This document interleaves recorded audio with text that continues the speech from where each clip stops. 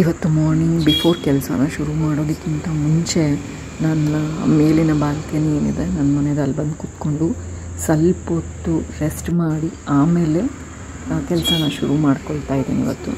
ಮತ್ತು ನೋಡಿ, ನಾನು ಎದ್ದಿರೋದು ಒಂದು 4 o'clock, 3:45 4 o'clock ಬಿಟ್ವೀನು. ಎಷ್ಟು ಸೈಲೆಂಟಾಗಿದೆ. ಸೊ ನಾನು ಇಲ್ಲಿವರೆಗೂ ನಿಮಗೆ ನಾನು ಹೊಸದಾಗಿ ಪರ್ಚೇಸ್ ಮಾಡಿರುವಂತಹ ಗಿಡಗಳ ಬಗ್ಗೆ ತೋರಿಸ್ಕೊಂಡು ಬಂದೆ. ಈಗ ನಾನು ಬೆಳಿಗ್ಗೆ ಎದ್ದು ಪ್ರತಿ ಸೋಮವಾರ ಮಾಡುವಂತಹ ಕೆಲವೊಂದು ಆ್ಯಕ್ಟಿವಿಟೀಸ್ಗಳು ಮತ್ತು ನಾನು ಕಚೇರಿಗೆ ಹೋಗೋದಕ್ಕಿಂತ ಮುಂಚೆ ಮಾಡುವಂತಹ ಕೆಲಸಗಳ ಬಗ್ಗೆ ನಾನು ಇವತ್ತು ಇದು ವಿಡಿಯೋ ಹಾಕ್ತಾಯಿದ್ದೀನಿ. ನಾನು ನಾರ್ಮಲಾಗಿ ಏನಪ್ಪ ಅಂತಂದರೆ ಪ್ರತಿ ದಿವಸನೂ ಅವತ್ತಿನ ದಿನಕ್ಕೆ ನಾನು ಏನೆಲ್ಲ ಕ್ಲೀನಿಂಗಿಗೆ ಯೂಸ್ ಮಾಡಿರ್ತೀನಿ ಬಟ್ಟೆಗಳನ್ನ, ಅದನ್ನು ರಾತ್ರಿಯೇ ನಾನು ನೆನೆಸಿಟ್ಬಿಟ್ಟಿರ್ತೀನಿ. ಅದನ್ನು ನೆನೆಸಿಟ್ಬಿಟ್ಟು ಆಮೇಲೆ ಮಾರ್ನಿಂಗ್ ಎದ್ದಿದ ತಕ್ಷಣವೇ, ನಾನು ಬೆಳಗ್ಗೆ ಎದ್ದಿದ ತಕ್ಷಣ ಅದನ್ನು ಕ್ಲೀನ್ ಮಾಡ್ಕೊಂಡು ಬಿಡ್ತೀನಿ. ಸೊ ದಟ್ ಅವಾಗ ಏನಾಗುತ್ತೆ ಅಂತಂದರೆ ನಮ್ಮ ಹತ್ರ ಇರೋ ಎಲ್ಲ ಬಟ್ಟೆಗಳನ್ನೂ ತೊಗೊಳಕ್ಕೆ ಕ್ಲೀನಿಂಗ್ ಮಾಡ್ಕೊಂಡಿರೋದ್ರಲ್ಲೇ ಕ್ಲೀನ್ ಮಾಡ್ತಾನೇ ಇದ್ದರೆ ಮನೆ ಅಂತೂ ಕ್ಲೀನ್ ಆಗೋಲ್ಲ. ಆ ಗಲೀಜು ಬಟ್ಟೆಲಿರೋಂಥ ಗಲೀಜು ತಿರ್ಗಾ ಅದಕ್ಕೆ ಮೆತ್ಕೊಳ್ತಾ ಇರ್ತದೆ. ಸೊ ಹಾಗಾಗಿ ನಾನು ಪ್ರತಿ ದಿವಸ ನಾನು ಏನು ಕ್ಲೀನಿಂಗಿಗೆ ಅಂತ ಅಂದ್ಬಿಟ್ಟು ಮನೆ ಕ್ಲೀನಿಂಗಿಗೆ ಅಂತ ಉಪಯೋಗಿಸಿರೋ ಬಟ್ಟೆಗಳನ್ನ ಡೈಲಿ ಮಾರ್ನಿಂಗ್ ನಾನು ಎದ್ದಿದ ತಕ್ಷಣವೇ ಎಲ್ಲ ಕ್ಲೀನ್ ಮಾಡ್ಕೊಂಡು ಬಿಡ್ತೀನಿ.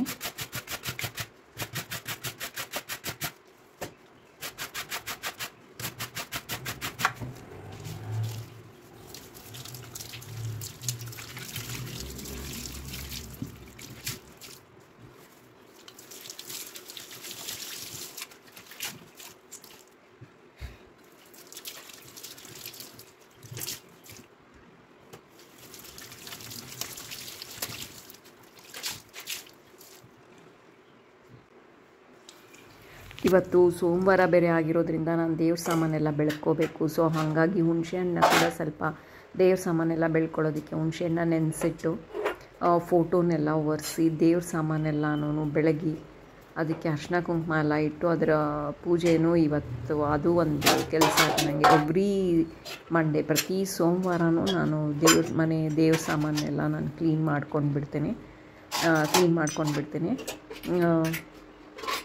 ಸೊ ಸೋಮವಾರ ನನಗೆ ನಾರ್ಮಲಾಗಿ ಸ್ವಲ್ಪ ಕೆಲಸ ಹೆಚ್ಚಿಗೆ ಇರುತ್ತೆ. ಸೊ ಬೆಳಿಗ್ಗೆ ಹೊತ್ತು ಸ್ವಲ್ಪ ಬೇಗನೆ ಎದ್ದೇಳಬೇಕಾಗತ್ತೆ.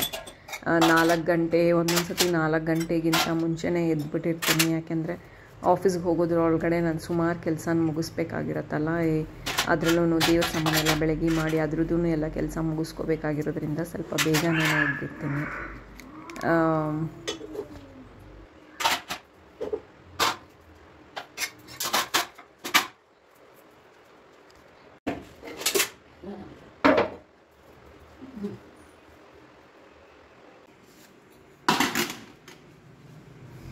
ದೇವ್ರ ಸಾಮಾನೆಲ್ಲ ಬೆಳ್ಕೊಳ್ಳೋದಕ್ಕಿಂತ ಮುಂಚೆ ದೀಪದಲ್ಲಿರುವಂತಹ ಎಣ್ಣೆಗಳನ್ನೆಲ್ಲನೂ ನಾನು ಒರೆಸ್ಕೊಂಡ್ಬಿಟ್ಟು ಆದಮೇಲೆ ನಾನು ದೇವ್ರ ಸಾಮಾನ ಬೆಳಗ್ತೀನಿ. ಅದಕ್ಕಿಂತ ಮುಂಚೆ ದೇವ್ರ ಸಾಮಾನ ಒಂದು ಸ್ವಲ್ಪ ವಿಮ್ ಲಿಕ್ವಿಡು, ಸ್ವಲ್ಪ ವಿನಿಗರ್ ಹಾಕಿಬಿಟ್ಟು ನೆನೆಸಿಟ್ಬಿಡ್ತೀನಿ. ಇದು ನೆನ್ಕೊಳ್ಳೋ ಅಷ್ಟೊತ್ತಿಗೇನೆ ದೇವ್ರದ್ದು ಫೋಟೋಗಳನ್ನೆಲ್ಲ ಒರೆಸಿ ಆ ದೇವ್ರ ಫೋಟೋನೆಲ್ಲನೂ ಒರೆಸ್ಕೊಂಡ್ಬಿಡ್ತೀನಿ. ಅಷ್ಟೊತ್ತಿಗೆ ಇದೆಲ್ಲನೂ ನೆನ್ಕೊಳ್ಳುತ್ತೆ. ಮತ್ತು ಇನ್ನೂ ಸ್ವಲ್ಪ ಬೇರೆ ಕೆಲಸಗಳಿದ್ರೆ ಅದನ್ನು ಮುಗಿಸ್ಕೊಂಡ್ಬಿಟ್ಟು ಆಮೇಲೆ ದೇವ್ರ ಸಾಮಾನುಗಳು ಬೆಳ್ಕೊತೀನಿ. ಈ ಥರ ಹಿಂಗೆ ನೆನೆಸೋದ್ರಿಂದ ದೇವ್ರಿಗಿಟ್ಟಿರುವಂತಹ ಕುಂಕುಮ ಇರ್ಬೋದು ಮತ್ತು ವಿನಿಗರ್ ಹಾಕೋದ್ರಿಂದ ಸ್ವಲ್ಪ ಹೆಚ್ಚಿಗೆ ಅದರಲ್ಲಿ ಹೊಳಪಂತೂ ತುಂಬಾ ಇರುತ್ತೆ. ನಾವು ಪೀತಾಂಬರಿ ಹುಣಸೆನೆಲ್ಲ ಹಾಕಿ ಬೆಳಗಾದ್ಮೇಲೆ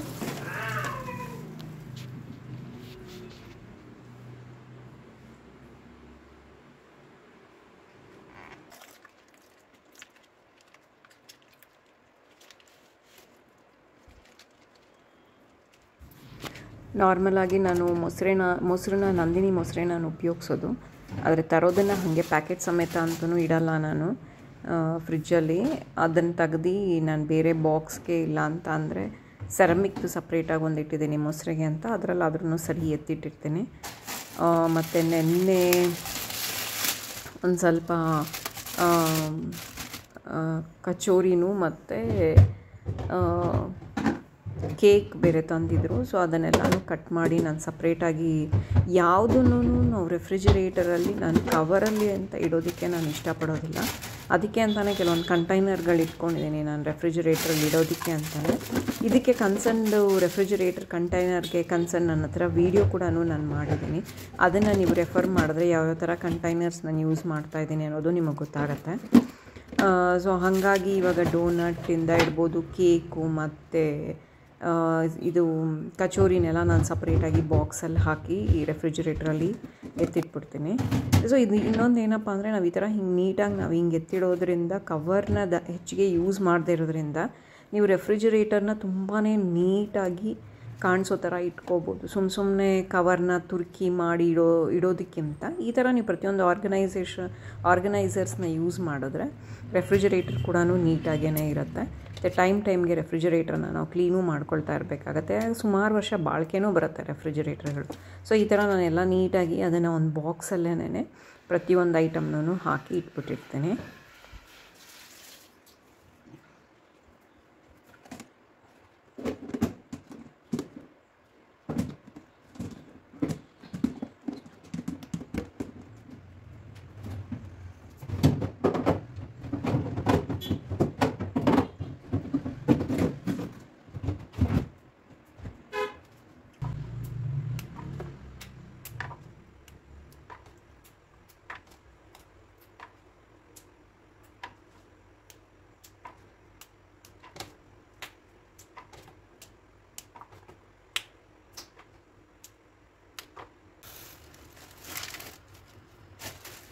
ಇವತ್ತು ಗ್ರಾಸರೀಸ್ ಬೇರೆ ತಂದಿದ್ದೆ, ಒಂದು ಕಡೆ ಅದನ್ನು ಬೇರೆ ಎತ್ತಿಡಬೇಕಿತ್ತು, ಅದು ಬೇರೆ ಚೀಲದಲ್ಲಿ ಹಾಗೆ ಇತ್ತು. ನನಗೆ ಆ ಕೆಲಸನೂ ಮುಗಿಸ್ಬೇಕಿತ್ತು. ಅದೇನೋ ನನಗೊಂಥರ ಲೈಕ್ ಯಾವುದಾದ್ರು ಒಂದು ಕೆಲಸ ಪೆಂಡಿಂಗ್ ಇತ್ತು ಅಂದರೆ ಅದನ್ನು ಫಸ್ಟು ಮುಗಿಸೋಣ ಅಂತಲೇ ಅನ್ನಿಸ್ತಿರುತ್ತೆ. ಸೊ ಆ ಕೆಲಸನೂ ಸಹ ಮುಗಿಸ್ಬೇಕಿತ್ತು. ಸೊ ಗ್ರಾಸರೀಸ್ನೆಲ್ಲನೂ ಬಾಕ್ಸ್ಗಳಿಗೆ ಹಾಕಿ ಬಾಟಲ್ಸ್ಗಳಿಗೆ ಹಾಕಿ ಪ್ರತಿಯೊಂದೂ ಎತ್ತಿಟ್ಕೊಂಡೆ. ಅದಾದಮೇಲೆ ಇವತ್ತು ಅಡುಗೆ ಬೇರೆ ಬಸ್ಸಾರು ಮಾಡೋಣ ಅಂತ ಅಂದ್ಕೊಂಡಿದ್ದೆ. ಸೊ ಹುಳ್ಳಿಕಾಯಿ ಹಾಕಿ ಬಸ್ಸಾರು ಕೂಡ ಮಾಡಬೇಕಿತ್ತು. ಇದೆಲ್ಲನೂ ಆಫೀಸ್ಗೆ ಹೋಗೋದು ನನಗೆ ಮ್ಯಾಕ್ಸಿಮಮ್ ಎನರ್ಜಿ ಏನಂದರೆ ನಾರ್ಮಲಾಗಿ ಬೆಳಗ್ಗೆ ಎದ್ದಾಗ ನಾನು ಮ್ಯಾಕ್ಸಿಮಮ್ ಎಷ್ಟಿದ್ರೂ ಕೆಲಸ ಎಲ್ಲನೂ ಮಾಡ್ಕೊಳ್ಳೋದಕ್ಕೆ ನಾನು ಇಷ್ಟಪಡ್ತೀನಿ. ಯಾಕಂದರೆ ಆಫೀಸ್ಗೆ ಹೋಗ್ಬಿಟ್ಟು ಬಂದೆ ಅಂದರೆ ಸಂಜೆ ಹೊತ್ತು ಈ ಟ್ರಾಫಿಕಲ್ಲಿ ಓಡಾಡಿಕೊಂಡು ಬರೋ ಅಷ್ಟೊತ್ತಿಗೆ ಫುಲ್ಲು ಟಯರ್ಡಾಗಿ ಹೋಗಿರುತ್ತೆ ನನಗಂತೂ. ಸಂಜೆ ಟೈಮ್ ನನಗೇನು ಮಾಡಬೇಕು ಅಂತಲೇ ಅನಿಸಲ್ಲ. ಸೊ ಹಾಗಾಗಿ ನನ್ನ ಮ್ಯಾಕ್ಸಿಮಮ್ ಕೆಲಸ ಎಲ್ಲನೂ ಆದಷ್ಟು ನಾನು ಬೆಳಗ್ಗೆ ಹೊತ್ತೇ ಮುಗಿಸೋಕ್ಕೆ ಟ್ರೈ ಮಾಡ್ತೀನಿ. ಅದು ಒಂದು ಅರ್ಧ ಗಂಟೆ ಮನೆ ಕ್ಲೀನಿಂಗ್ ಕೆಲಸ ಇರ್ಬೋದು, ಬೇರೆ ಇನ್ನೇನೇ ಕೆಲಸ ಇರ್ಬೋದು, ಆದಷ್ಟು ಎಲ್ಲನೂ ನಾನು ಗಿಡದ ಕೆಲಸ ಇರ್ಬೋದು ಎಲ್ಲ ನಾನು ಮಾರ್ನಿಂಗ್ ಸ್ವಲ್ಪ ಬೇಗ ಎದ್ದೇಳೋದ್ರಿಂದ ಇದೊಂದು ಉಪಯೋಗ ಅದು ಹೇಳಬೇಕು ಅಂತ ಅಂದರೆ. ಏನಪ್ಪ ಅಂದರೆ ನಮಗೆ ಬೇಗ ಎದ್ದರೆ ಇವಾಗ 3:45-4 ಗಂಟೆಗೆ ಎದ್ಬಿಟ್ವಿ ಅಂದರೆ ಆವಾಗ ಮನೆ ಕೆಲಸಗಳು ಕೂಡ ಸುಮಾರು ಟೈಮ್ ಸಿಗುತ್ತೆ ನಮ್ಗೆ. ಆಫೀಸ್ಗೆ ಹೋಗೋದ್ರೊಳಗಡೆ ಎಷ್ಟೋ ಕೆಲಸಗಳನ್ನ ನಾವು ಬೇಗ ಮುಗಿಸ್ಕೋಬೋದು. ಮತ್ತು ಬೆಳಗ್ಗೆ ಹೊತ್ತು ಎನರ್ಜಿ ಕೂಡ ನಮ್ಗೆ ಹಾಗೆ ಇರುತ್ತೆ ಸಂಜೆ ಟೈಮ್ಗಿಂತ. ನೀವು ಹೊರಗಡೆ ಹೋಗಿ ಮನೆಗೆ ಬರೋ ಅಷ್ಟೊತ್ತಿಗೆ ಸಾಕಾಗಿ ಹೋಗಿರ್ತೀವಿ. ವರಾಸ್ ಮಾರ್ನಿಂಗ್ ಟೈಮಲ್ಲಿ ನಮಗೆ ಎನರ್ಜಿ ಹೆಚ್ಚಿಗೆ ಇರೋದ್ರಿಂದ ಆರಾಮಾಗಿ ನಾವೆಲ್ಲ ಕೆಲಸಗಳನ್ನ ನಾವು ಮಾಡ್ಕೋಬೋದು. ಮತ್ತು ತುಂಬಾ ಫ್ರೆಶ್ ಏರ್ ಇದೆ. ಆರಾಮ್ಸೆ ಫ್ರೆಶ್ ಏರ್ ತೊಗೊಂಡು ನನ್ನ ಗಿಡಗಳನ್ನ ಒಂದು ಸತಿ ನೋಡಿಕೊಂಡು ಮನೆ ಕೆಲಸಗಳನ್ನ ನಾನು ಮುಂದುವರ್ಸ್ಕೊತೀನಿ. ಸೊ ಗ್ರಾಸರೀಸ್ನೆಲ್ಲ ಎತ್ತಿಟ್ಟಿದ್ದಾಯಿತು. ಒಂದು ಕಡೆ ದೇವ್ರ ಸಾಮಾನು ಎಲ್ಲ ನೆನೆಸಿಟ್ಟು ಅದನ್ನು ಎಲ್ಲ ಬೆಳಗಿದ್ದಾಯಿತು. ಈಗ ಒಂದು ಸ್ವಲ್ಪ ಮನೆ ಒರೆಸ್ಕೊಂಡ್ಬಿಟ್ಟು ಕೆಳಗಡೆ ಎಲ್ಲ ಕ್ಲೀನ್ ಮಾಡ್ಕೊಂಡ್ಬಿಟ್ಟು ಆಮೇಲೆ ಆಚೆ ಕಡೆನೂ ಮಾಡಿಕೊಂಡು ಮೇಲ್ಗಡೆನೂ ಮಾಡ್ಕೋಬೇಕು.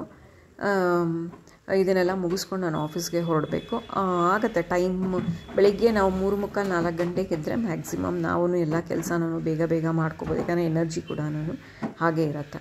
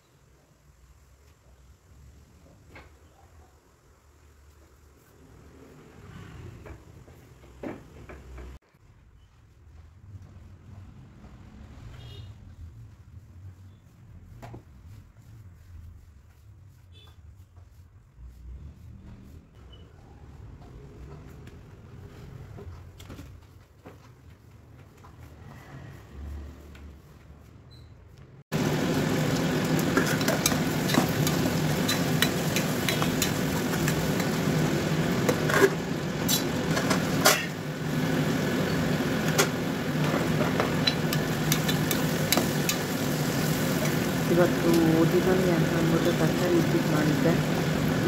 ಸೊ ತರಕಾರಿ ಉಪ್ಪಿಟ್ಟಿಗೆ ಎಲ್ಲ ರೆಡಿ ಮಾಡ್ಕೊಂಡು ತರಕಾರಿ ಉಪ್ಪಿಟ್ಟು ಮಾಡಿದ್ದೀನಿ ಬೆಳಿಗ್ಗೆ. ಇವಾಗ ಮುಂಚೆ ನಾನು ಕಟ್ ಮಾಡ್ಕೊಳ್ಬೇಕು ಅಂದ್ಕೊಳ್ತೀನಿ, ಕಟ್ ಮಾಡಿ ಇಟ್ಕೊಂಡು ಬೇಡ ನಾಳೆ ಯೂಸ್ ಮಾಡಬೇಕು ಅದನ್ನು ಅಂತ.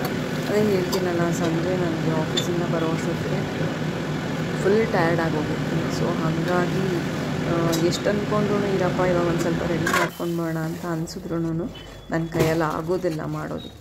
ಹಾಗಾಗಿ ಬೆಳಗ್ಗೆನೇ ಒಂದು ಸ್ವಲ್ಪ ಕ್ಯಾರೆಟು, ಆಲೂಗೆಡ್ಡೆ, ಹುಳ್ಳಿಕಾಯಿ ಎಲ್ಲನೂ ಕಟ್ ಮಾಡ್ಕೊಂಡು ಬೆಳಗ್ಗೆನೇ ಎಲ್ಲ ರೆಡಿ ಮಾಡಿಕೊಂಡೆ. ಸೊ ಒಂದು ಕಡೆ ಉಪ್ಪಿಟ್ಟು, ನಿಜವಾಗ್ಲೂ ಬರೀ ಉಪ್ಪಿಟ್ಟಿಗಿಂತ ಈ ಥರ ತರಕಾರಿ ಉಪ್ಪಿಟ್ಟು ಮಾಡೋದ್ರಲ್ಲಿ ತುಂಬಾ ಟೇಸ್ಟಿ ಇರುತ್ತೆ. ಮತ್ತು ನಾನು ನಾರ್ಮಲಾಗಿ ಉಪ್ಪಿಟ್ಟಿಗೆ ಬನ್ಸಿ ರವೆ ಯೂಸ್ ಮಾಡ್ತೀನಿ, ಅದು ಈಸಿಯಾಗಿರುತ್ತೆ. ಮತ್ತು ಇನ್ನೊಂದು ಕಡೆ ಸಾಂಬಾರಿಗೆ ಒಗ್ಗರಣೆ ಹಾಕ್ತಾಯಿದ್ದೀನಿ. ಸೊ ಮನೇಲಿ ಬೆಳಿಗ್ಗೆ ಹೊತ್ತನೇ ಟಿಫನ್ನು ಅಡುಗೆ ಎಲ್ಲನೂ ಮಾಡಿಟ್ಟಿರ್ತೀನಿ ನಾನು. ಯಾಕೆ ಅಂತ ಅಂದರೆ ಮಕ್ಕಳು ಸ್ಕೂಲಿಂದ ಬಂದಾಗ ಅವ್ರಿಗೆ ಎಲ್ಲ ನಾವು ಮಾಡಿರೋ ಟಿಫನ್ನೇ ತಿನ್ನೋದಕ್ಕೆ ಬೇಜಾರಾಗುತ್ತೆ ಅನ್ನೋದ್ರಿಂದ ಟಿಫನ್ ಸಹ ಮಾಡಿಟ್ಟಿರ್ತೀನಿ. ಸೊ ಇವತ್ತು ಸೋಮವಾರ ಬಸ್ಸಾರು ಮಾಡಿದ್ದೆ. ಬಸ್ಸಾರು ಮತ್ತು ಪಲ್ಯ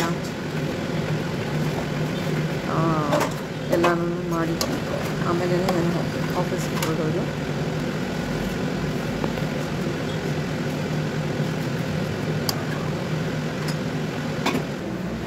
ಮಕ್ಕಳೆಲ್ಲ ಎದ್ದು ರೆಡಿಯಾಗಿ ಅವರೆಲ್ಲ ಬರೋಷ್ಟೊತ್ತಿಗೆ ನಾರ್ಮಲಾಗಿ ಉಪ್ಪಿಟ್ಟು ಆಗೋಗುತ್ತೆ ಕಾರಣಕ್ಕೆ ನಾನು ಏನೇ ಬೆಳಿಗ್ಗೆ ಟಿಫನ್ ಮಾಡಬೇಕು ಬೆಳಿಗ್ಗೆ ಬೇಗ ಮಾಡಿರ್ತೀನಿ.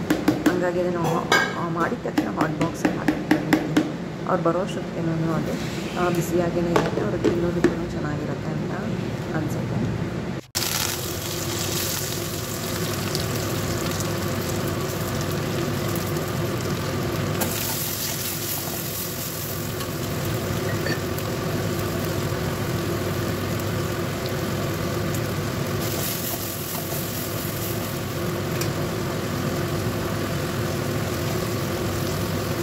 ಇವತ್ತು ಬಸ್ಸಾರಿಗೆ ನಾನು ಪಲ್ಯನ ಮಾಡ್ತಿದ್ದೆ. ಪಲ್ಯ ಮಾಡಬೇಕಂದ್ರೆ ನಾನು ಇನ್ನೂ ಒಂದು ನಿಮ್ಮ ಪಲ್ಯ ಟೇಸ್ಟಿಯಾಗಿರೋದಕ್ಕೆ ನಾನು ಒಂದು ತಗೊಂಡಿದ್ದೆ.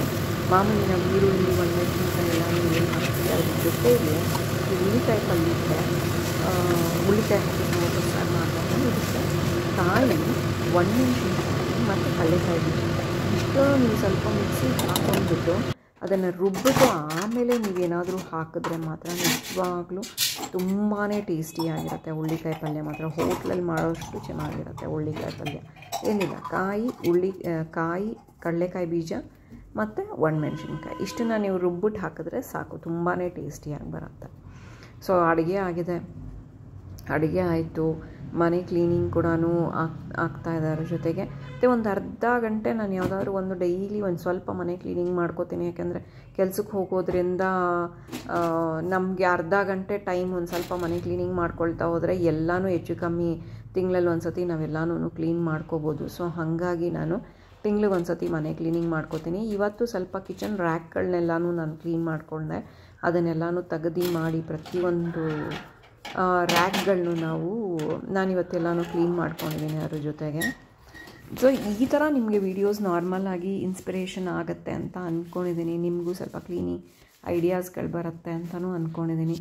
ಒಂದೇ ದಿನ ಒಂದೇ ಸತಿಗೆಲ್ಲ ಕ್ಲೀನ್ ಮಾಡ್ಕೊಳ್ಳೋದಕ್ಕಿಂತ ಒಂದು ಅರ್ಧ ಗಂಟೆ 1 ಅವರ್ ಸ್ವಲ್ಪ ಕ್ಲೀನಿಂಗ್ ಆ್ಯಕ್ಟಿವಿಟೀಸ್ಗೆ ಅಂತ ಸಪ್ರೇಟಾಗಿ ನೀವು ಕೊಟ್ಟರೆ, ಅಂದರೆ ನೀವು ಮಾಡುವಂಥ ಅಡುಗೆ ಕೆಲಸ, ನೀವು ಮಾಡುವಂಥ ಡೈಲಿ ರೂಟೀನ್ ಅಂದರೆ ಲೈಕ್ ಸ್ವೀಪ್ ಮಾಡೋದು ಇದನ್ನೆಲ್ಲ ಬಿಟ್ಟು ಒಂದು ಅರ್ಧ ಗಂಟೆ ಅದ್ರ ಜೊತೆಗೆ ಒಂದು ಅರ್ಧ ಗಂಟೆ ನಾನು ಹೇಳೋದು ಮನೆ ಕ್ಲೀನಿಂಗ್ ಸಪ್ರೇಟಾಗಿ ಒಂದು ಕಬೋರ್ಡ್ ಕ್ಲೀನಿಂಗ್ ಮಾಡ್ಕೊಳ್ಳೋದು, ಕಿಚನ್ ರ್ಯಾಕಲ್ಲಿ ಕ್ಲೀನಿಂಗ್ ಮಾಡ್ಕೊಳ್ಳೋದು, ಇನ್ನೊಂದು ದಿವಸ ಮತ್ತೊಂದು ಮಾಡ್ಕೊಳ್ಳೋದು. ಈ ಥರ ನಾವು ಮಾಡ್ಕೊಳ್ಳೋದ್ರಿಂದ ಮನೇನ ನಿಜವಾಗ್ಲೂ ನೀಟಾಗಿ ಸ್ವಚ್ಛವಾಗಿ ಇಟ್ಕೋಬೋದು. ಮತ್ತು ಅಷ್ಟು ಬರ್ಡನ್ ಅಂತ ಅನಿಸಲ್ಲ. ಸಪೋಸ್ ಕೆಲಸ ಇದ್ದಾಗ ನಮಗೂ ಅರ್ಜೆನ್ಸಿ ನಾವು ಮಾಡ್ಕೊಂಡು ಹೋಗ್ತಾ ಇರ್ತೀವಿ, ಇಲ್ಲ ಅಂತ. ಬಟ್ ಒಂದೇ ಸತಿಗೆ ನೀವು ಬೆಳಿಗ್ಗೆಯಿಂದ ಸಂಜೆ ತನಕ ಮಾಡೋದು ಬರ್ಡನ್ ಏನಿದೆಯಲ್ಲ, ಅಷ್ಟೊಂದು ಬರ್ಡನ್ ಖಂಡಿತವಾಗ್ಲೂ ಇದರಲ್ಲಿ ಇರೋದಿಲ್ಲ.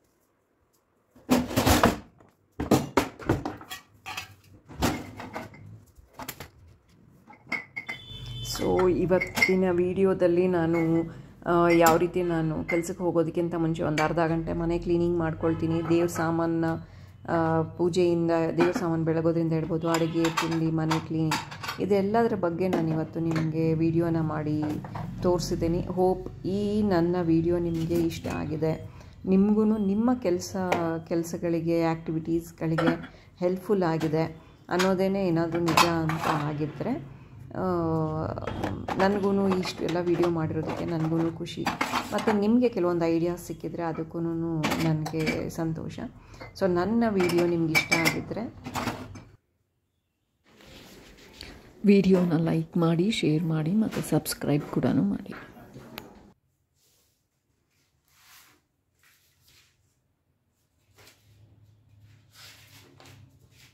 ಓಂ ಶಿವ ಶ್ರೋತ ಶತನಾಮಾವಳಿ. ಓಂ ಶಿವಾಯ ನಮಃ, ಓಂ ಮಹೇಶ್ವರಾಯ ನಮಃ, ಓಂ ಶಂಭುವೇ ನಮಃ, ಓಂ ಪಿನಾಕಿನೇ